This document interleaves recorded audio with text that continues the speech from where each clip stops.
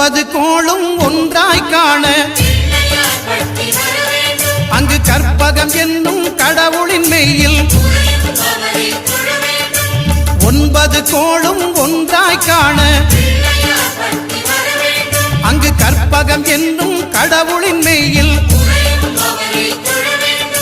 சூரியன் முதலாய் 9 கிரகமும் பலவித குணங்களை கொண்டிருக்கும் எங்கள் கற்பக தருவில் அவை வரும்போது ஒன்றாய் சேர்ந்து பலனளிக்கும்.